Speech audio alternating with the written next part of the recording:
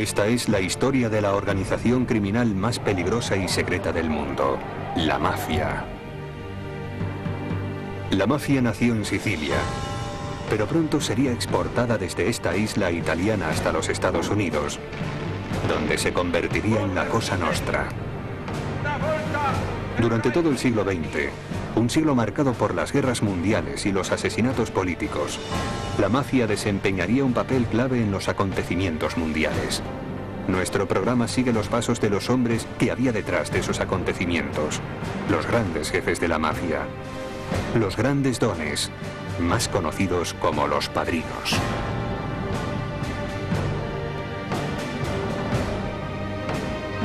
Los padrinos. Primera parte.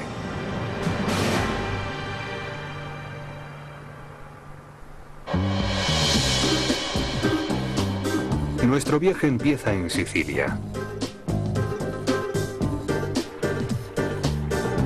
Vito Cascioferro tiene 31 años. Se afilió a la mafia desde poco después de cumplir los 20. Ahora es lo que llaman un hombre de honor.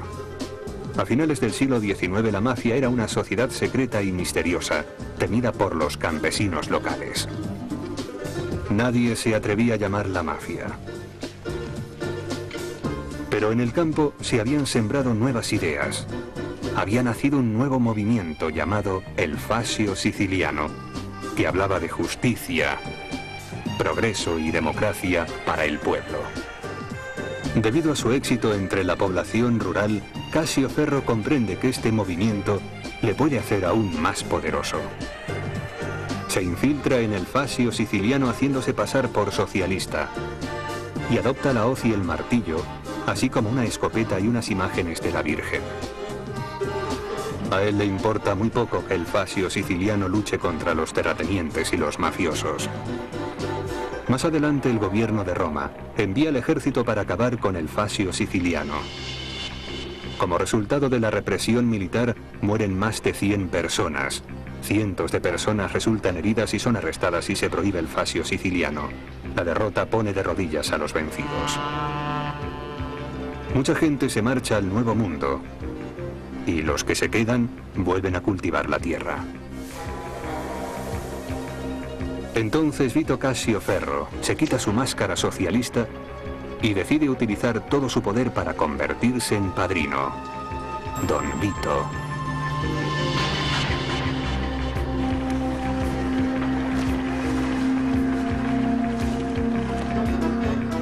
Mientras tanto, otro drama de la mafia tiene lugar en Nueva Orleans en 1890. Dos familias mafiosas, los Matranga y los Provenzano, están luchando por hacerse con el control de los muelles, el puerto de entrada del tráfico ilegal. La llaman la familia probablemente para tratar de suavizar las cosas, pero no es una familia. Es una organización comercial ilegal, en la que un grupo de hombres se juran fidelidad los unos a los otros y se reparten las diferentes partes de un negocio los beneficios que producen. En las calles de Nueva Orleans, la mafia tenía una fachada legítima, la venta de naranjas. En 1888 los Matranga y los Provenzano iniciaron una guerra por el control de los muelles. Recurren a cualquier cosa con tal de continuar con sus operaciones criminales, incluido el asesinato. Llegan incluso a asesinar a personas inocentes que ni siquiera están metidas en la organización criminal. Entre 1888 y 1890, más de 40 personas mueren en la llamada Guerra de las Naranjas. Entre las víctimas está el jefe de policía de Nueva Orleans, David Hennessey, que había estado investigando las actividades de la mafia en la zona. La opinión pública protesta por el asesinato. En marzo de 1891 arrestan a una docena de sicilianos sospechosos de su asesinato.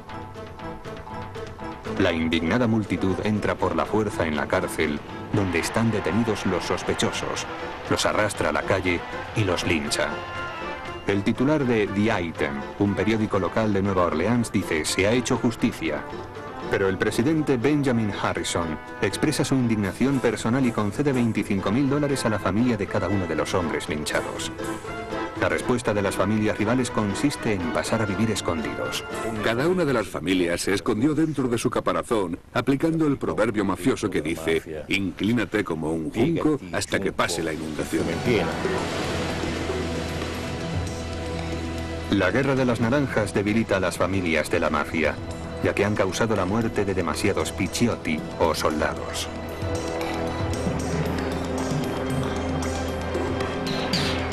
Han dedicado demasiadas energías a sus luchas, en lugar de dedicarlas a las actividades criminales, a la prostitución y al juego. Para la Cosa Nostra, una guerra no es en absoluto un juego. Es algo en lo que te metes solo cuando es inevitable. En el ADN de la Cosa Nostra está el evitar cualquier enfrentamiento interno, porque eso daría a la policía una oportunidad de investigarlos y de luchar contra ellos.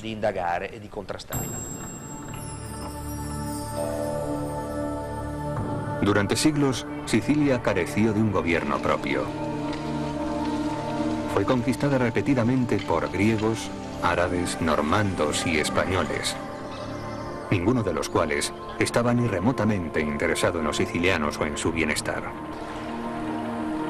Hombres como don Vito Casio Ferro se dieron cuenta de que podían esquivar al gobierno haciendo favores y utilizando la violencia, y llegaron a ser conocidos como padrinos.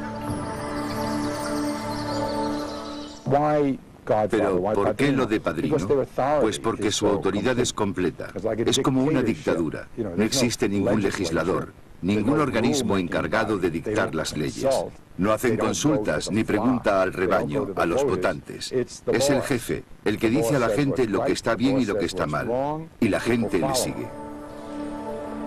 Don Vito quería permanecer invisible a los ojos de la ley, pero ante los ojos de la gente quería ser bien visible y aparecer como el amigo de todos los amigos. Un padrino de la mafia es como el padre de todos, y los que están en las posiciones más bajas lo ven como un hombre que administra la justicia y enmienda los daños, como un hombre al que se puede acudir para pedirle trabajo. Don Vito Casio Ferro no lleva un arma. Sus armas son el cinismo y la inteligencia. Los que caen atrapados en la red del padrino saben que deben devolver todos sus favores. Pero tampoco podemos olvidar que si no obedecían las órdenes del padrino, este dictaba una sentencia de muerte. En 1902, don Vito Casio Ferro entra en los Estados Unidos por la isla Ellis, mezclándose con los demás inmigrantes. Tiene 40 años. Quiere participar en los ilegales negocios americanos del juego, la prostitución y el tráfico de inmigrantes. Quiere controlar el crimen organizado en los Estados Unidos. Empieza su carrera criminal en el barrio neoyorquino de East Harlem.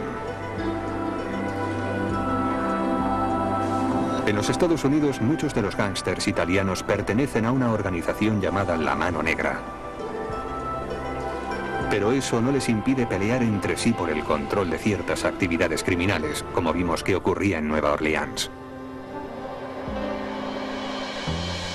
Don Vito pronto se da cuenta de que sus posibilidades de hacerse con el poder están en la coexistencia pacífica de todas estas facciones y empieza a establecer alianzas entre las bandas de La Mano Negra. Uno de los delitos típicos de La Mano Negra era la extorsión, a cuyas víctimas se les exigía que pagaran una cantidad para evitar que las secuestraran o incluso que las asesinaran. La Mano Negra tuvo la audacia de extorsionar al famoso tenor italiano Enrico Caruso. Tras su debut en noviembre de 1903 con Rigoletto de Verdi, Caruso empezó a trabajar de forma regular en el Metropolitan de la ciudad de Nueva York. En 1907 el tenor encontró una nota en su camerino escrita en italiano, en la que La Mano Negra le exigía $2.000 a cambio de su vida.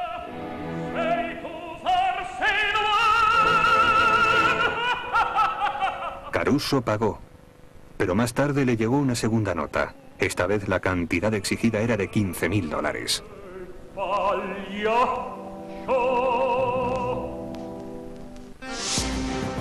Debido al aumento de las actividades criminales de la mano negra, el Departamento de Policía de Nueva York había creado un cuerpo de élite formado por policías secretos de origen italoamericano, llamada la División Italiana. Su jefe era el teniente Joe Petrosino. Había llegado a Nueva York desde Italia con su familia a la edad de 13 años y 10 años después se alistó en la policía de Nueva York. En 1905 el jefe de la policía y futuro presidente Theodore Roosevelt le había nombrado sargento. Ahora, como teniente responsable de la división italiana, su gran sueño es derrotar a la mafia, que considera que es una vergüenza para Italia y para sus compatriotas. Joe Petrosino convence a Enrico Caruso de que le ayude a atrapar a los chantajistas. Pero no es la única derrota de la mano negra. A pesar de estos reveses, la organización sigue con sus actividades habituales.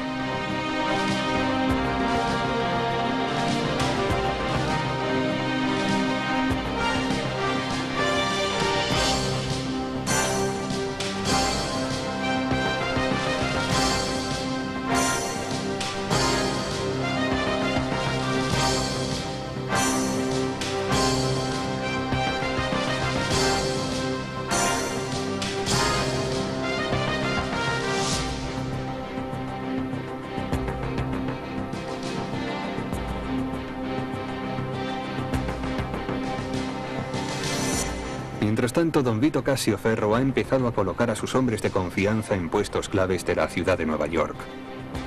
Necesita poder viajar entre los Estados Unidos e Italia.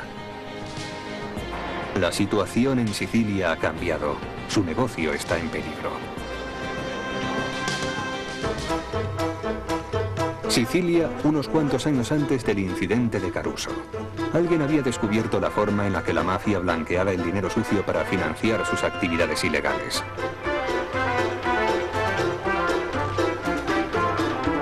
Se llamaba Emmanuel Notarbartolo y llegaría demasiado lejos.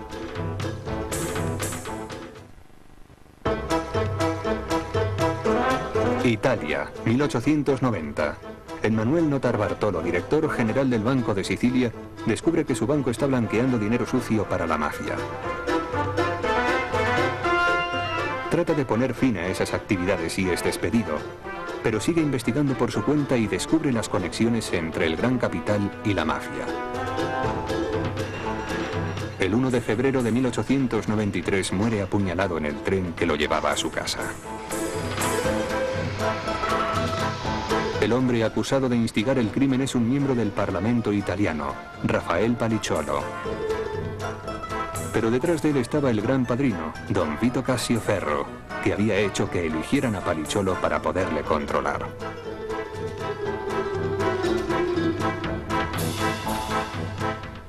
El primer proceso importante contra la mafia se celebra en Bolonia en 1902.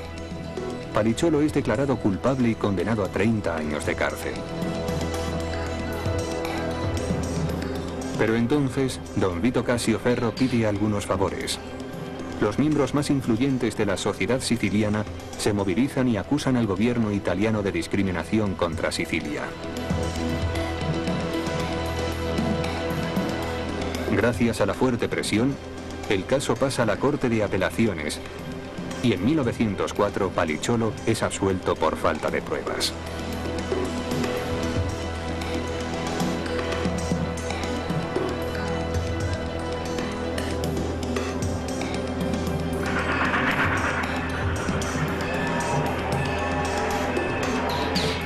Don Vito Cassioferro organiza el regreso triunfal a Palermo de Palicciolo.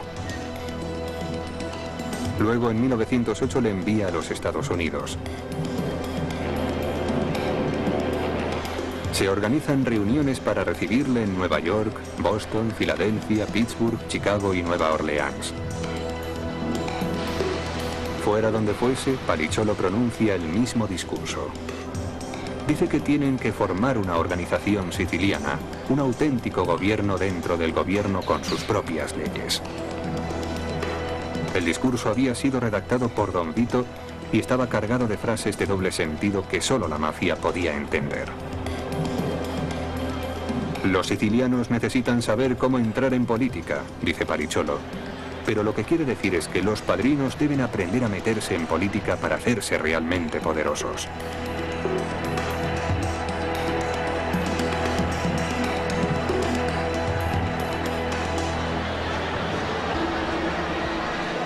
El policía secreto de la ciudad de Nueva York, Joe Petrosino, entiende el dialecto siciliano, así que comprende el mensaje codificado.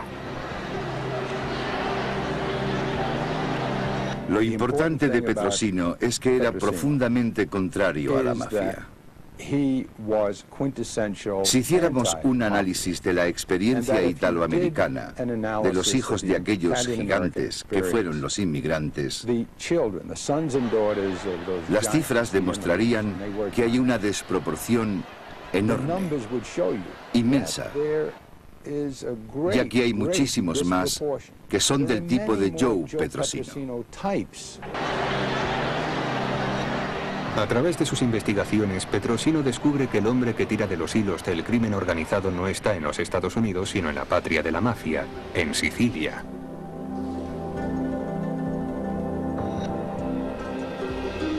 En 1909 viaja a Palermo en misión ultrasecreta. Pero el 20 de febrero de 1909, el New York Herald revela la verdadera naturaleza de su viaje y su investigación deja de ser un secreto. Petrosino ignora el peligro evidente. Pero don Vito Cassioferro ya ha jugado sus cartas. El 12 de marzo de 1909, Joe Petrosino muere asesinado a tiros en la Plaza Marina de Palermo. Hubo en Manhattan un funeral por él, al que asistieron más de 250.000 de personas. Fue el primer italoamericano asesinado en el cumplimiento de su deber.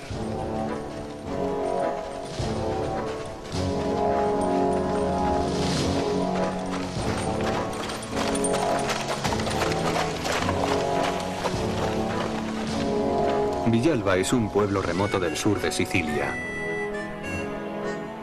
Calogero Vicini tiene 4 sacerdotes en su familia, entre ellos su hermano Salvatore y Giovanni, ambos dones por derecho propio, pues don es el tratamiento que se da a los sacerdotes en Italia.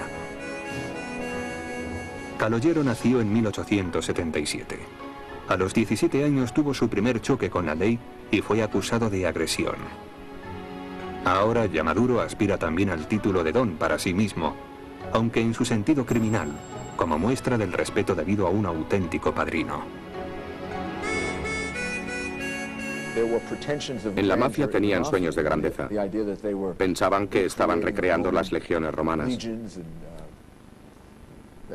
Tal vez eso aislase a alguno de ellos de la realidad, del hecho de que eran unos delincuentes comunes muy sanguinarios. En 1891 el Papa León XIII había publicado la encíclica Rerum Novarum, un documento cuyo título significa sobre las cosas nuevas.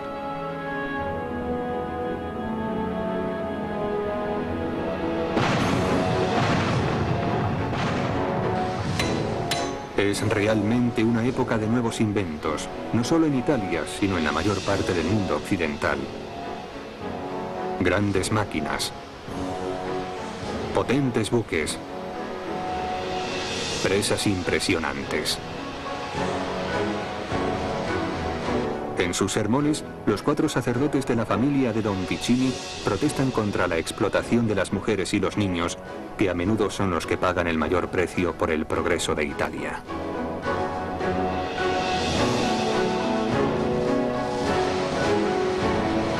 Pero a pesar del progreso, Sicilia aún no cuenta con un gobierno que se ocupe de los sicilianos. Don Calogero Vicini pretende ser un sindicalista y da trabajo a los desempleados.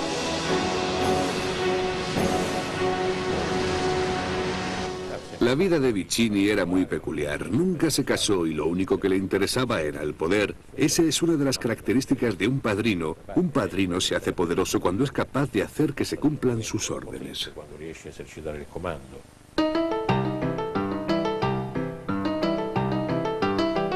Nueva York a mediados de los años 20.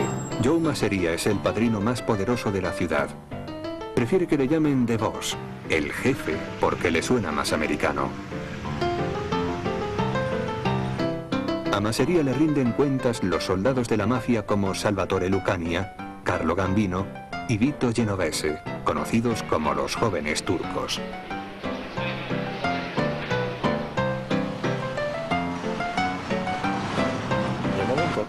Cuando la mafia está en su apogeo, los destinados a ser hombres de honor reciben una educación específica. Es como una escuela. Cuando estalla la Primera Guerra Mundial, la mafia está preparada para ella. Italia llama a casa a sus emigrantes, pero en lugar de regresar, muchos se esconden, temerosos de perder los empleos que han encontrado en América. Piden ayuda y los padrinos están dispuestos a hacerles favores. Cuando los Estados Unidos entran por fin en la guerra, en 1916, dan grandes cantidades de dinero a Italia para la compra de nuevo armamento. Ahora se alistan muchos italianos. Don Calogero Vicini rápidamente aprovecha la oportunidad. Compra caballos, mulas y burros y se los vende al ejército. Pero hay otras oportunidades para hacer negocio. Las armas de la Primera Guerra Mundial necesitan azufre y Sicilia tiene el monopolio del azufre. Casualmente, don Vicini posee unas enormes minas de azufre.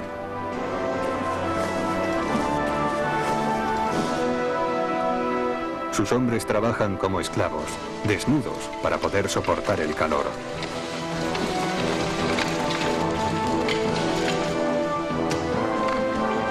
Don Vicini se hace cada vez más poderoso y se convierte en un auténtico rey de la mafia.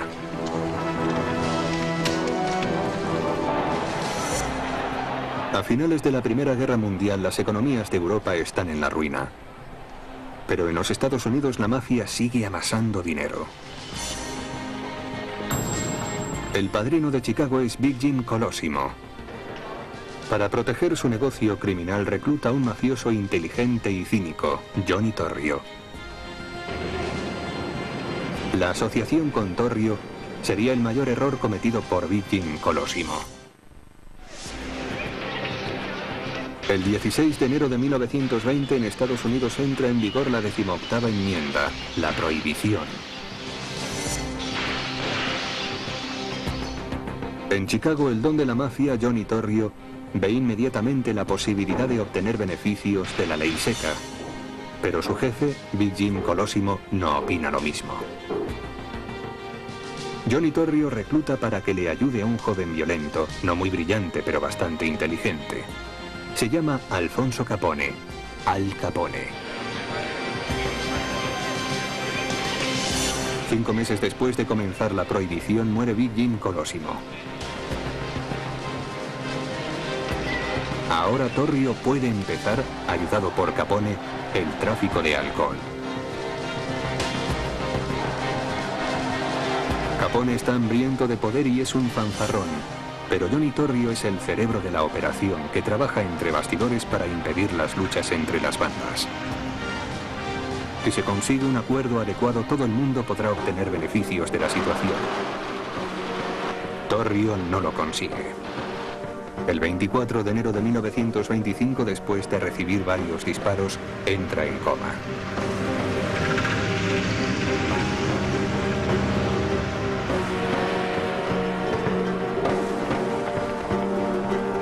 Ahora Al Capone está solo en la cima del mundo.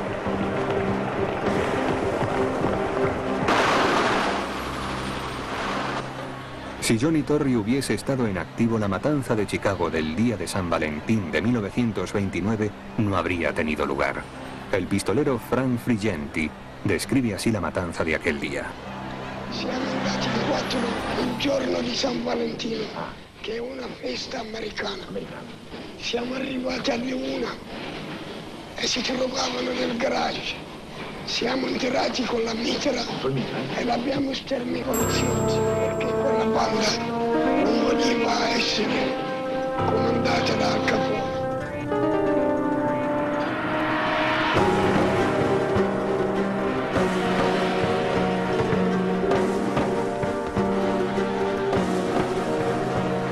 En esa época Capone solo entiende vagamente lo que significa ser un padrino. Sabe que un padrino necesita respeto y reconocimiento, así que abre un comedor benéfico para los desempleados de la depresión. Alardea de ser un empresario que paga un sueldo a sus empleados. Quiere pensar a lo grande, como un auténtico padrino, pero lo único que hace es alardear.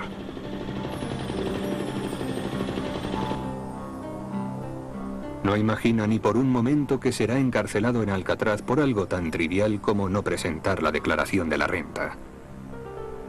Prisionero de su propia leyenda, tampoco tiene la menor idea de que un día la sífilis le convertirá en un idiota profundo.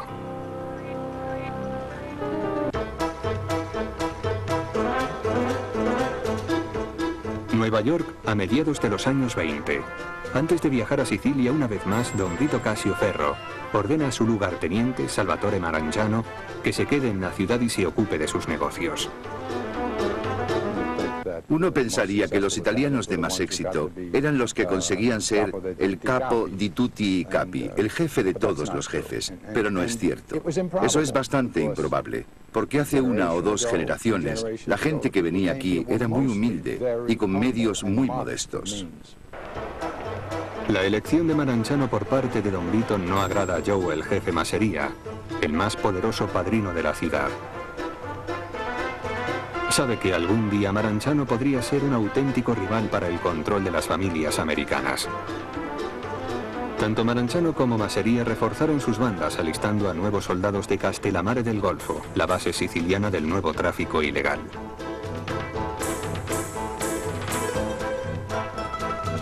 En 1928, cuando el nuevo régimen fascista de Italia golpea con fuerza a la mafia en Sicilia, don Vito Casio Ferro es arrestado acusado de contrabando. Con su jefe en una cárcel de ultramar, Marangiano decide que por fin ha llegado el momento de sustituirle.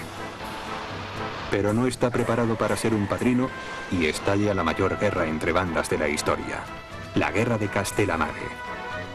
En uno de los enfrentamientos, el 16 de octubre de 1929, uno de los hombres de Masseria, Salvatore Lucania, resulta herido. Sus asesinos le dan por muerto, pero Lucania sobrevive y adopta un apodo muy adecuado, Lucky Luciano. Luciano el Afortunado.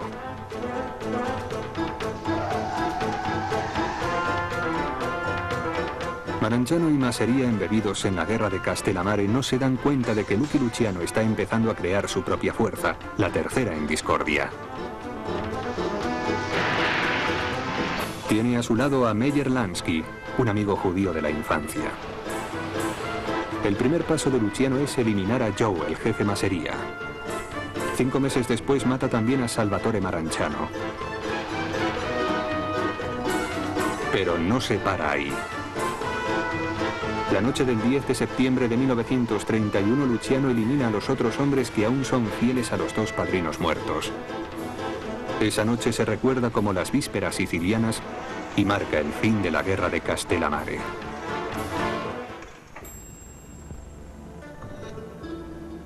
Atlantic City, 1929.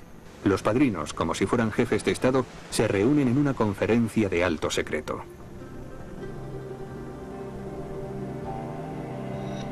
El gobierno se ocupa de las virtudes públicas y nosotros nos ocupamos de los vicios privados. Se cuenta que dijo Luciano a los otros padrinos. Sus negocios, se explica, requieren un entorno estable.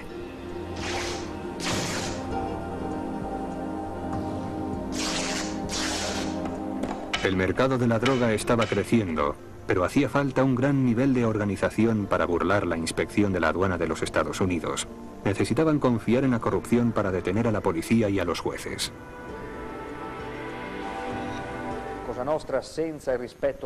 Si la Cosa Nostra no hubiese seguido ciertas reglas, no sería lo que es.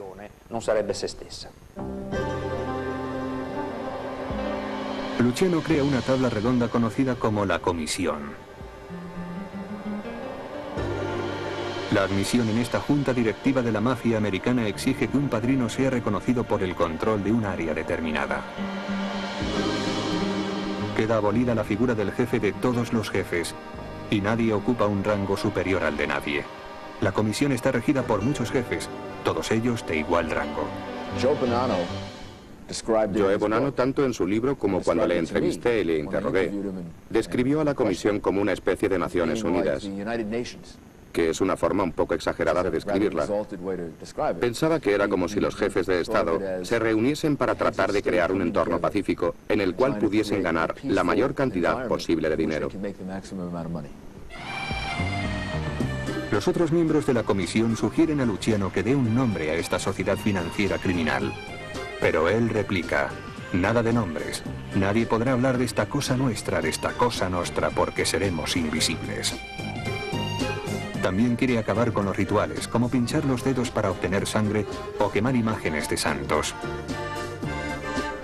Meyer Lansky le convence de lo contrario, diciéndole que los jóvenes necesitan rituales para creer en algo y temer algo. Seguramente el pensar. La mafia, sin un cierto grado de rituales y de prácticas secretas, sería una organización criminal completamente distinta. Puesto que no tenía nombre, la organización de Luciano no existía. Incluso el director del FBI, J. Edgar Hoover, sostenía que estaba seguro de ello. En pocos años, la mafia descubriría nuevas oportunidades para los negocios. Y durante ese tiempo, habría de prosperar y crecer.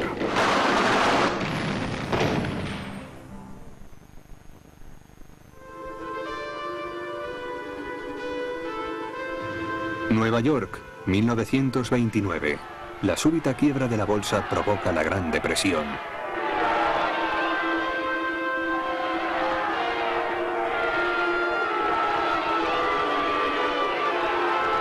Millones de personas pierden su trabajo, lo que facilita a la mafia reclutar nuevos adeptos. La Cosa Nostra no es una banda de atracadores de bancos. No es una serie de gángsters repartidos por todo el territorio.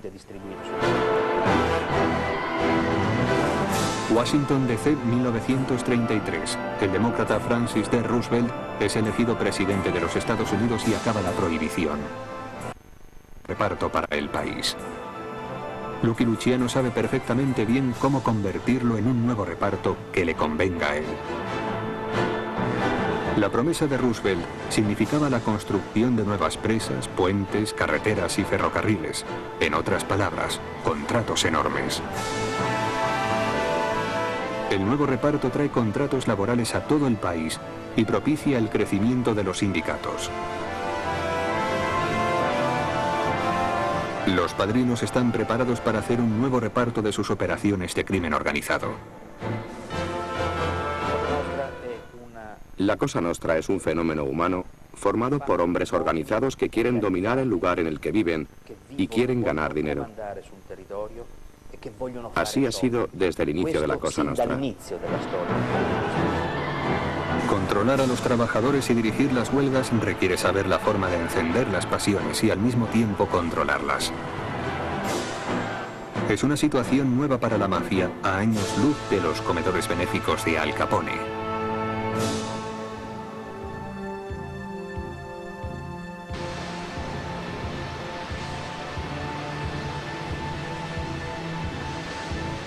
Al controlar los sindicatos obreros, fueron capaces de controlar la industria del transporte, la industria de la construcción y los muelles de la costa este de los Estados Unidos. A partir del fascio siciliano de finales del siglo XIX, los padrinos habían aprendido a disfrazarse de líderes sindicales. Ahora, en los años 30, los padrinos involucrados en los sindicatos obreros crean una tupida maraña de contratos y de negocios criminales.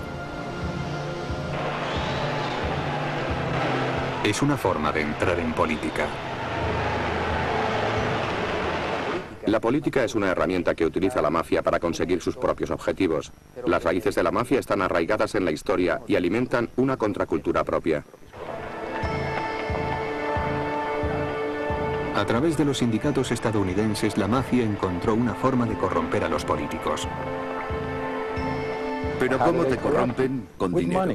Te dan dinero para tu campaña y a cambio tú debes olvidar lo que es bueno para todo el mundo y hacer lo que es bueno para mí, porque yo te he dado el dinero. Una gran parte de esas operaciones tienen mucho éxito entre el gran capital de los Estados Unidos, por lo que no puede sorprender a nadie que la mafia, que tiene su propia organización criminal y desea hacer buenos negocios, quiera ser capaz de acercarse a un juez para hacer que sea benévolo en un caso determinado, lo cual es pura corrupción.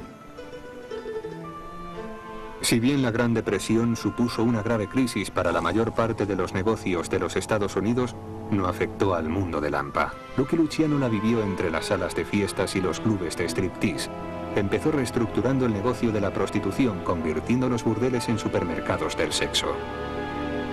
Las mujeres eran su debilidad, como descubrió el fiscal de distrito de la ciudad de Nueva York, Thomas Dewey.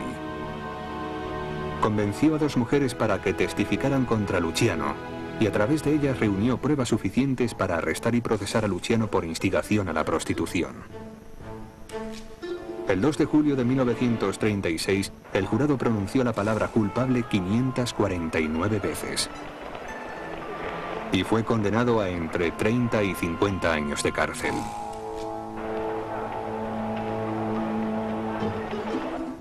Su amigo Meyer Lansky le comunica mientras está en la cárcel que uno de sus soldados tiene pensado asesinar al fiscal de distrito Dewey. No hay que atacar a ningún cargo oficial del gobierno, ordena el padrino. Luciano salva la vida de su acusador y conserva su poder incluso desde la celda de la cárcel.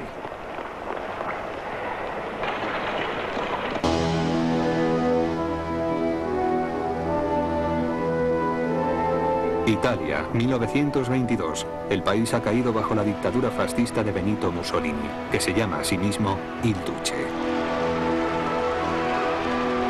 2 años después, en 1924, durante un viaje a Sicilia, Mussolini conoce a don Ciccio Cuccia, un padrino local y alcalde de un pueblo. Don Ciccio le dice a Mussolini: Excelencia, no necesita usted a todos estos guardias. Aquí está usted bajo mi protección y no le va a suceder nada. El hecho de que otro poder aparte del fascismo siga existiendo en Sicilia le parece intolerable a Mussolini, por lo que inmediatamente toma medidas. Pide un hombre con puños de hierro y le presentan al implacable Cesare Mori como jefe de operaciones. Mori consideraba Sicilia como un territorio enemigo y ocupado. Confiando en que cuenta con el apoyo de Mussolini, envía al ejército y ordena que se torture a los detenidos. Los soldados de la mafia, obligados a tragar agua salada y a recibir descargas eléctricas en los testículos, empiezan a revelar los nombres de los padrinos. 500 mafiosos consiguen huir a los Estados Unidos ayudados por sus primos americanos.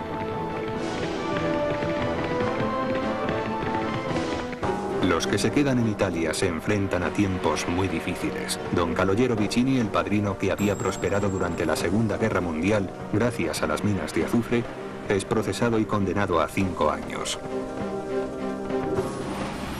Pero gracias a sus buenas relaciones con el régimen fascista puede recuperar la libertad después de unos pocos días en prisión y regresa a su pueblo natal de Villalba. La investigación del prefecto Mori revela nuevas informaciones, incluidos los contactos con bancos importantes y familias de la mafia en los Estados Unidos. Cesare Mori ha llegado lejos, demasiado lejos. Los antiguos romanos tenían un dicho: deja que ascienda y que le destituya. En junio de 1929, Il Duce está muy satisfecho con los resultados obtenidos por Mori y también la opinión pública. El prefecto de hierro es ascendido y abandona Sicilia.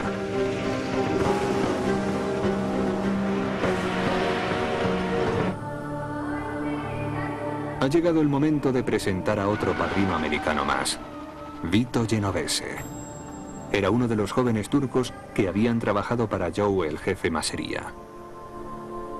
A mediados de los años 30, Genovese se ha convertido en un asesino despiadado que también se ha hecho con el control de muchas salas de fiestas y redes de prostitución. En 1937, el Departamento de Policía de Nueva York ordena su arresto por el asesinato de un tal Ferdinando Boccia. Genovese se ve obligado a huir a Sicilia. Pero Genovese es algo más que un fugitivo. Incluso bajo el régimen fascista de Italia, encontrará pronto nuevas formas de hacer negocio.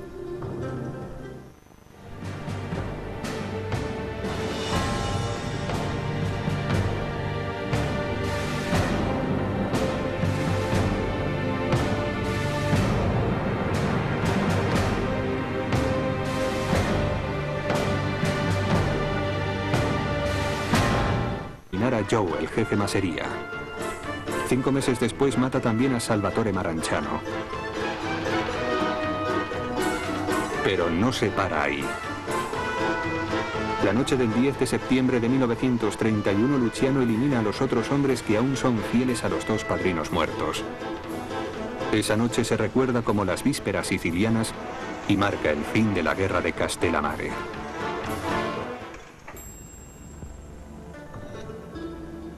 Atlantic City, 1929. Los padrinos, como si fueran jefes de Estado, se reúnen en una conferencia de alto secreto. El gobierno se ocupa de las virtudes públicas y nosotros nos ocupamos de los vicios privados. Se cuenta que dijo Luciano a los otros padrinos. Sus negocios, se explica, requieren un entorno estable.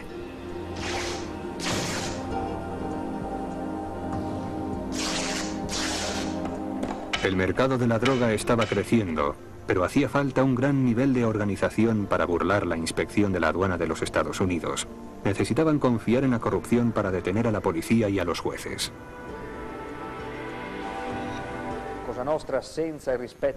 Si la Cosa Nostra no hubiese seguido ciertas reglas, no sería lo que es.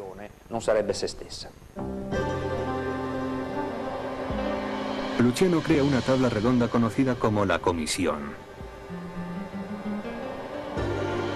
La admisión en esta junta directiva de la mafia americana exige que un padrino sea reconocido por el control de un área determinada. Queda abolida la figura del jefe de todos los jefes y nadie ocupa un rango superior al de nadie. La comisión está regida por muchos jefes, todos ellos de igual rango. Joe Bonanno, tanto en su libro como cuando le entrevisté y le interrogué, describió a la comisión como una especie de Naciones Unidas, que es una forma un poco exagerada de describirla. Pensaba que era como si los jefes de Estado se reuniesen para tratar de crear un entorno pacífico en el cual pudiesen ganar la mayor cantidad posible de dinero. Los otros miembros de la comisión sugieren a Luciano que dé un nombre a esta sociedad financiera criminal. Pero él replica: nada de nombres. Nadie podrá hablar de esta cosa nuestra, porque seremos invisibles. También quiere acabar con los rituales, como pinchar los dedos para obtener sangre o quemar imágenes de santos. Meyer Lansky le convence de lo contrario, diciéndole que los jóvenes necesitan rituales para creer en algo y temer algo.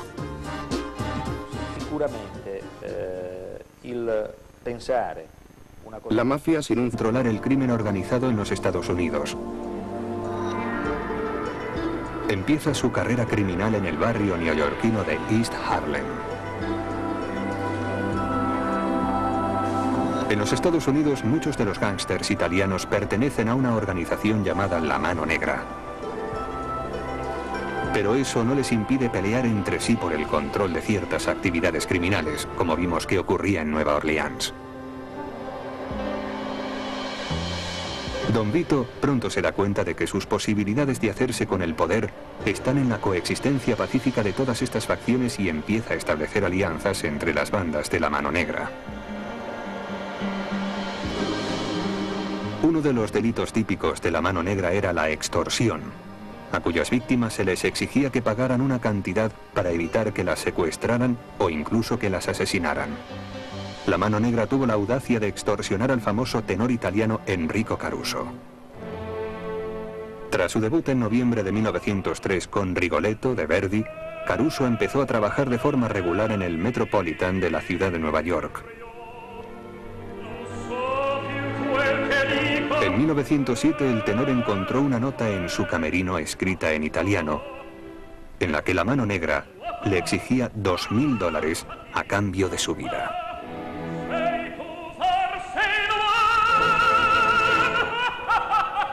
Caruso pagó, pero más tarde le llegó una segunda nota. Esta vez la cantidad exigida era de $15.000.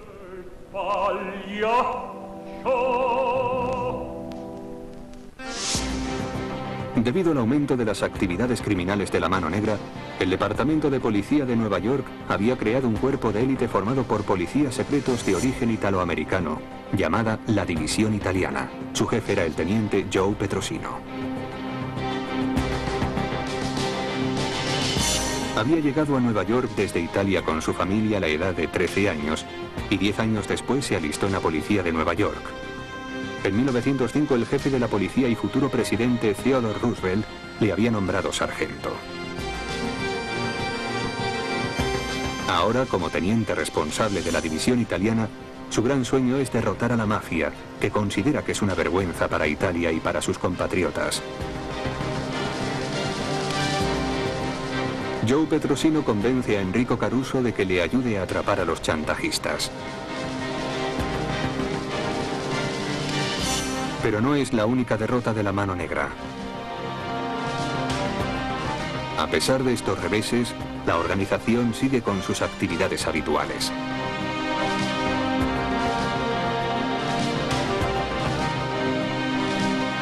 Sabe que un padrino necesita respeto y reconocimiento, así que abre un comedor benéfico para los desempleados de la depresión.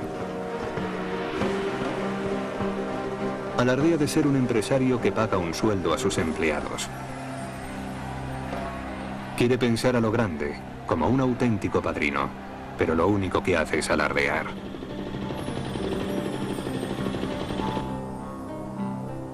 No imagina ni por un momento que será encarcelado en Alcatraz por algo tan trivial como no presentar la declaración de la renta. Prisionero de su propia leyenda, tampoco tiene la menor idea de que un día la sífilis le convertirá en un idiota profundo.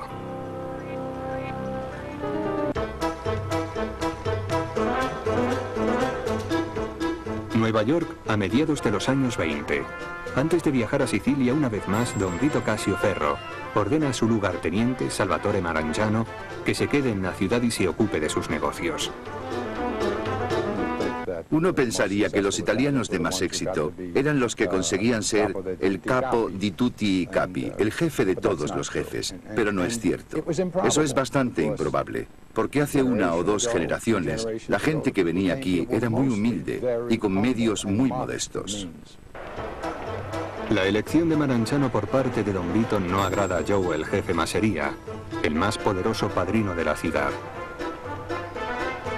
Sabe que algún día Marangiano podría ser un auténtico rival para el control de las familias americanas. Tanto Marangiano como Masseria reforzaron sus bandas alistando a nuevos soldados de Castellammare del Golfo, la base siciliana del nuevo tráfico ilegal.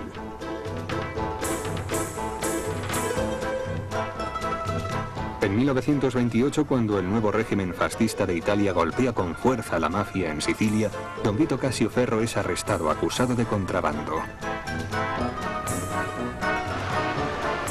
Con su jefe en una cárcel de ultramar, Marangiano decide que por fin ha llegado el momento de sustituirle. Pero no está preparado para ser un padrino y estalla la mayor guerra entre bandas de la historia, la Guerra de Castellammare. En uno de los enfrentamientos, el 16 de octubre de 1929, uno de los hombres de Masseria, Salvatore Lucania, resulta herido. Sus asesinos le dan por muerto, pero Lucania sobrevive y adopta un apodo muy adecuado, Lucky Luciano, Luciano el Afortunado.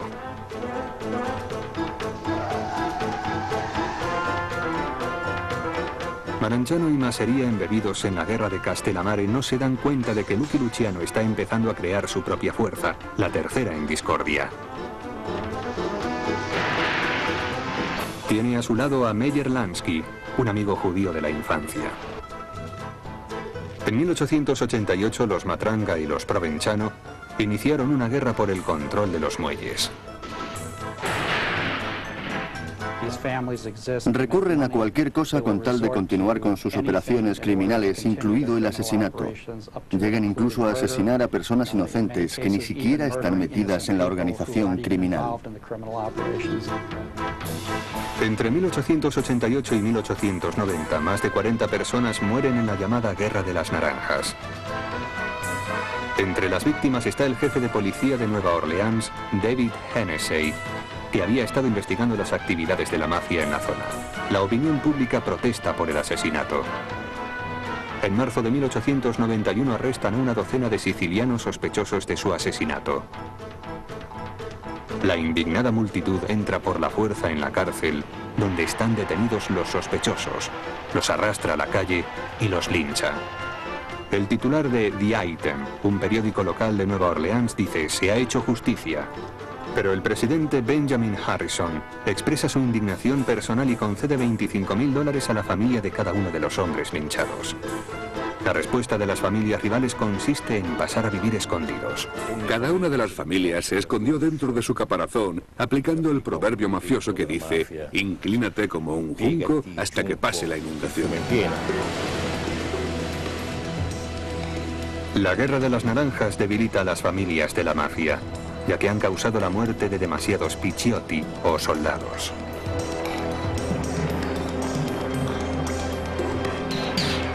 Han dedicado demasiadas energías a sus luchas, en lugar de dedicarlas a las actividades criminales, a la prostitución y al juego. Absolutamente, per Cosa Nostra, Para la Cosa Nostra, una guerra no es en absoluto un juego. Es algo en lo que te metes solo cuando es inevitable.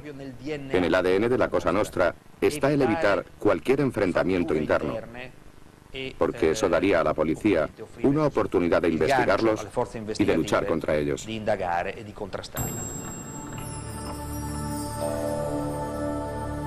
Durante siglos, Sicilia careció de un gobierno propio. Fue conquistada repetidamente por griegos, árabes, normandos y españoles, ninguno de los cuales estaba ni remotamente interesado en los sicilianos o en su bienestar. Hombres como don Vito Cassio Ferro se dieron cuenta de que podían esquivar al gobierno haciendo favores y utilizando la violencia, y llegaron a ser conocidos como padrinos.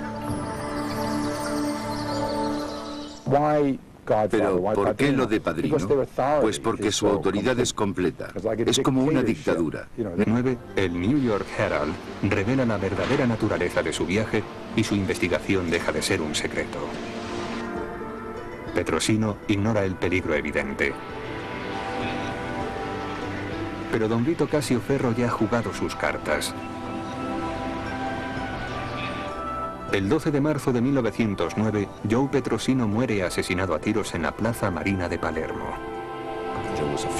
Hubo en Manhattan un funeral por él, al que asistieron más de 250.000 de personas.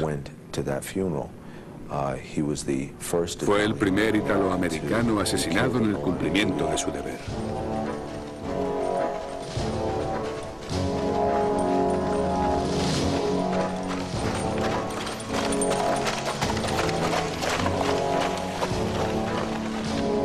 Villalba es un pueblo remoto del sur de Sicilia. Calogero Vicini tiene 4 sacerdotes en su familia, entre ellos su hermano Salvatore y Giovanni, ambos dones por derecho propio, pues don es el tratamiento que se da a los sacerdotes en Italia. Calogero nació en 1877. A los 17 años tuvo su primer choque con la ley y fue acusado de agresión. Ahora ya maduro aspira también al título de don para sí mismo, aunque en su sentido criminal, como muestra del respeto debido a un auténtico padrino. En la mafia tenían sueños de grandeza. Pensaban que estaban recreando las legiones romanas. Tal vez eso aislase a alguno de ellos de la realidad, del hecho de que eran unos delincuentes comunes muy sanguinarios. En 1891 el Papa León XIII había publicado la encíclica Rerum Novarum, un documento cuyo título significa Sobre las cosas nuevas.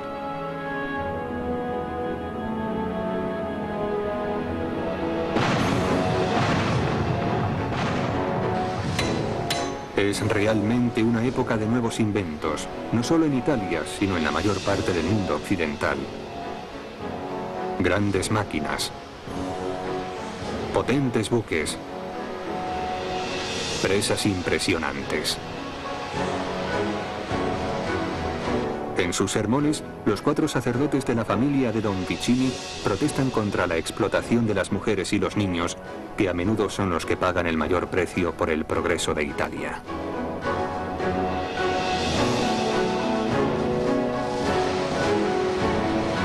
Pero a pesar del progreso, Sicilia aún no cuenta con un gobierno que se ocupe de los sicilianos. Don Calogero Vicini pretende ser un sindicalista y da trabajo a los desempleados. Siciliano, que hablaba de justicia, progreso y democracia para el pueblo. Debido a su éxito entre la población rural, Casio Ferro comprende que este movimiento le puede hacer aún más poderoso. Se infiltra en el fascio siciliano haciéndose pasar por socialista y adopta la hoz y el martillo, así como una escopeta y unas imágenes de la Virgen. A él le importa muy poco que el fascio siciliano luche contra los terratenientes y los mafiosos. Más adelante el gobierno de Roma envía el ejército para acabar con el fascio siciliano. Como resultado de la represión militar, mueren más de 100 personas. Cientos de personas resultan heridas y son arrestadas y se prohíbe el fascio siciliano. La derrota pone de rodillas a los vencidos. Mucha gente se marcha al Nuevo Mundo y los que se quedan vuelven a cultivar la tierra. Entonces Vito Casio Ferro se quita su máscara socialista y decide utilizar todo su poder para convertirse en padrino. Don Vito.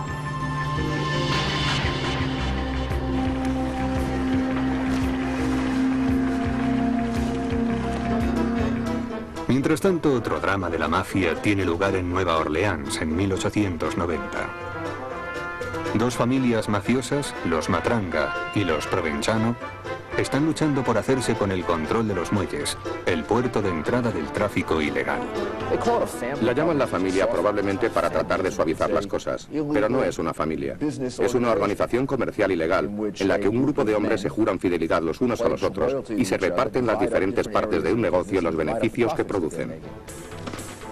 En las calles de Nueva Orleans, la mafia tenía una fachada legítima, la venta de naranjas. En 1888 los Matranga y los Provenzano iniciaron una guerra por el control de los muelles. Recurren a cualquier cosa con tal de continuar con sus operaciones criminales, incluido el asesinato. Llegan incluso a asesinar a personas inocentes que ni siquiera están metidas en la organización criminal. Entre 1888 y 1890, más de 40 personas mueren en la llamada Guerra de las Naranjas. Entre las víctimas está el jefe de policía de Nueva Orleans, David Hennessey, que había estado investigando las actividades de la mafia en la zona. La opinión pública protesta por el asesinato. En marzo de 1891 arrestan a una docena de sicilianos sospechosos de su asesinato. La indignada multitud entra por la fuerza en la cárcel, donde están detenidos los sospechosos. Los arrastra a la calle y los lincha. El fascio siciliano lucha contra los terratenientes y los mafiosos. Más adelante el gobierno de Roma envía el ejército para acabar con el fascio siciliano.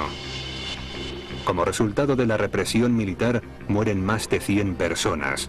Cientos de personas resultan heridas y son arrestadas y se prohíbe el fascio siciliano. La derrota pone de rodillas a los vencidos. Mucha gente se marcha al Nuevo Mundo y los que se quedan vuelven a cultivar la tierra. Entonces Vito Casio Ferro se quita su máscara socialista y decide utilizar todo su poder para convertirse en padrino. Don Vito.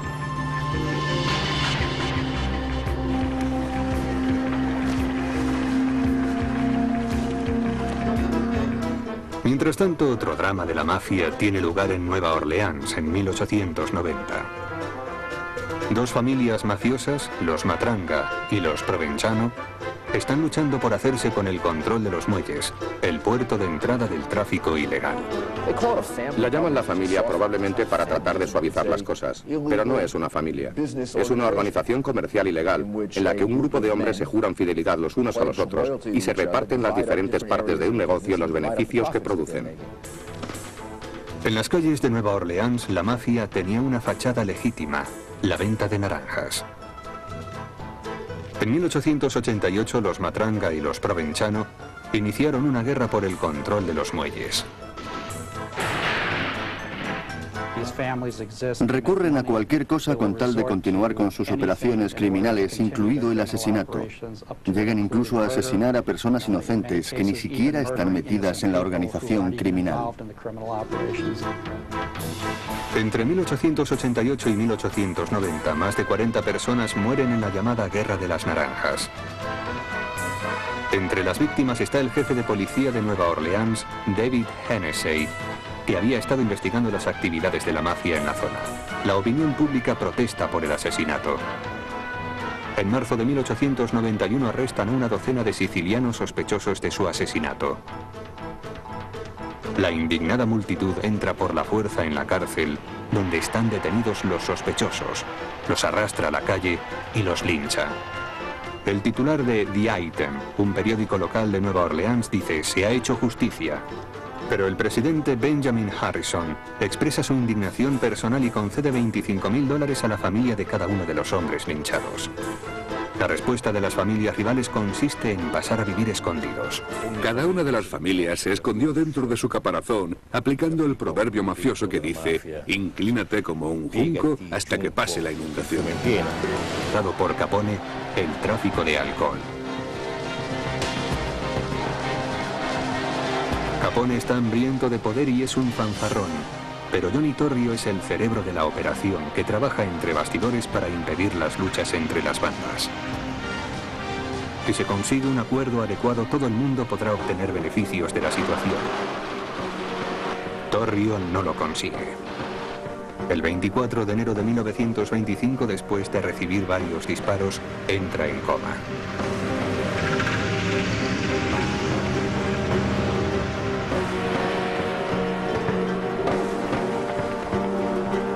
Ahora Al Capone está solo en la cima del mundo.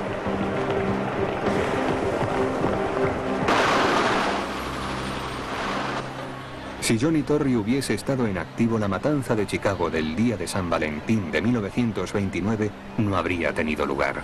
El pistolero Frank Frigenti describe así la matanza de aquel día. Siamo andati il 4, il giorno di San Valentino, che è una festa americana. Siamo arrivati alle 1 e si trovavano nel garage. Siamo entrati con la mitra e l'abbiamo sterminato perché quella banda non voleva essere comandata da Al Capone.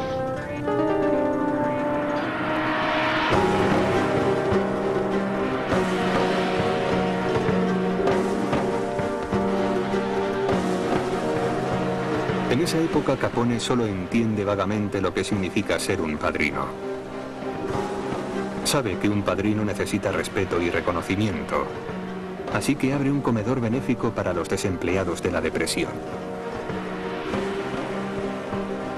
Alardea de ser un empresario que paga un sueldo a sus empleados. Quiere pensar a lo grande, como un auténtico padrino, pero lo único que hace es alardear.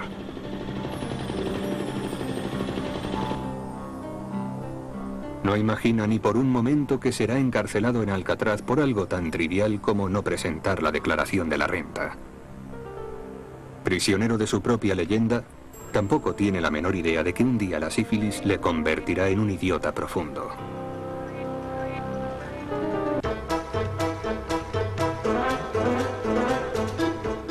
Nueva York a mediados de los años 20.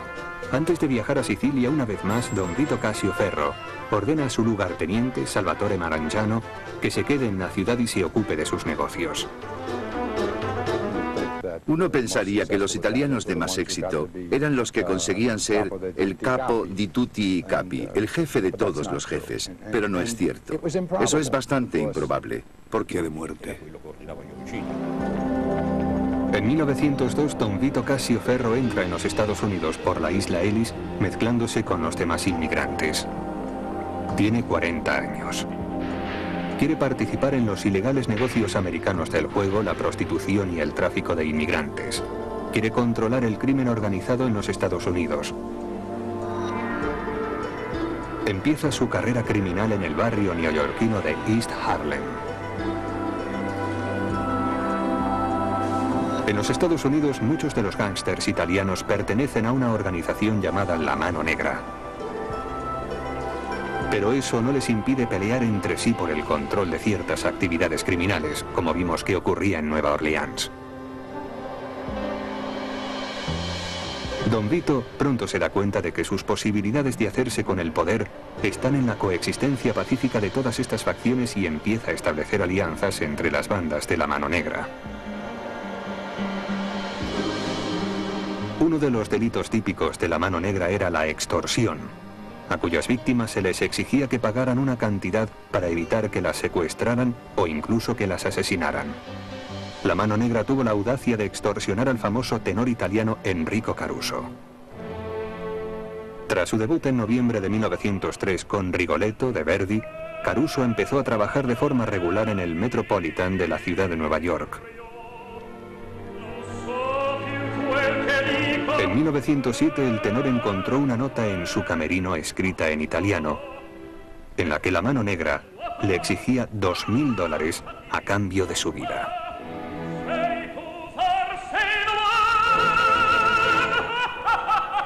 Caruso pagó, pero más tarde le llegó una segunda nota. Esta vez la cantidad exigida era de $15.000.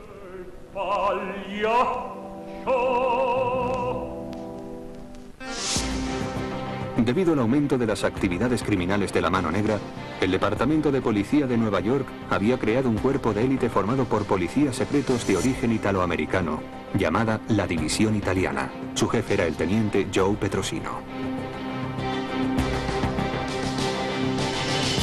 Había llegado a Nueva York desde Italia con su familia a la edad de 13 años y 10 años después se alistó en la policía de Nueva York. En 1905 el jefe de la policía y futuro presidente Theodore Roosevelt le había nombrado sargento. Ahora, como teniente responsable de la división italiana, su gran sueño es derrotar a la mafia, que considera que es una vergüenza para Italia y para sus compatriotas. Joe Petrosino convence a Enrico Caruso de que le ayude a atrapar a los chantajistas.